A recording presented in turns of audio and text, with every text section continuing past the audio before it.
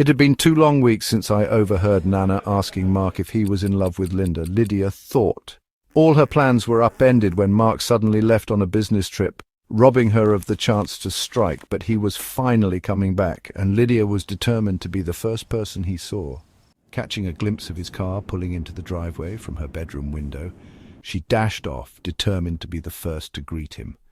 She knew Mark would want to freshen up, so she gave him a little time before heading upstairs. When she reached his room, she barely paused to knock, pushing the door open before he could respond. He spun around, and for the briefest second, a flicker of delight sparked in his eyes. Lydia held her breath, convinced that momentary look was for her, yet the hope that surged in her chest faded when Mark's expression turned dark. His brows knitted together and his frown deepened. Refusing to be discouraged, Lydia flipped her newly dyed hair over her shoulder. She offered him her most radiant, alluring smile. "Like what you see?" she purred, stepping closer. "I've missed you so much since you've been gone. This house feels so empty without you here." She let her voice trail suggestively, leaning in as if every syllable could convey her longing.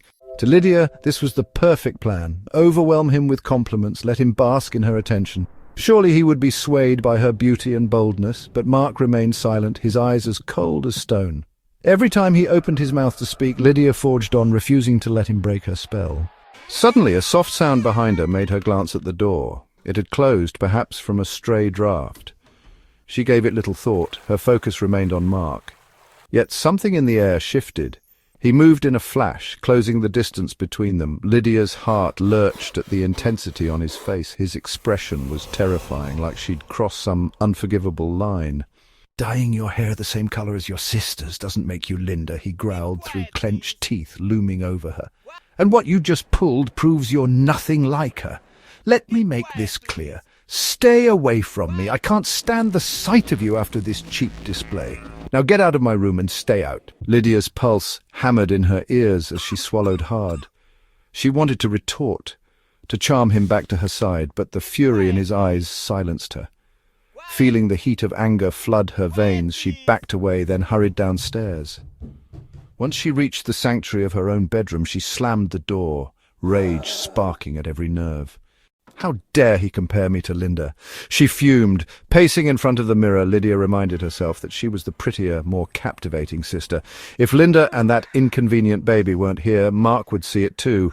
He would see her. She glowered at her reflection, plotting her next move. "If the baby is what keeps Linda here," she muttered, "then I'll deal with that. Linda needs to go if I'm ever going to get my chance with Mark."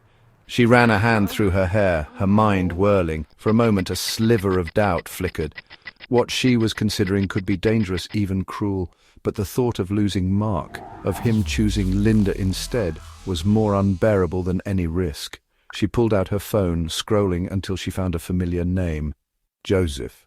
Her finger hovered over the call button, but it took only a second for her resolve to harden. "I won't let Linda ruin this for me." Determined, Lydia pressed the button, her heart pounding as the phone rang. She was prepared to do whatever it took to secure her future with Mark, even if it meant resurrecting her sister's worst nightmare.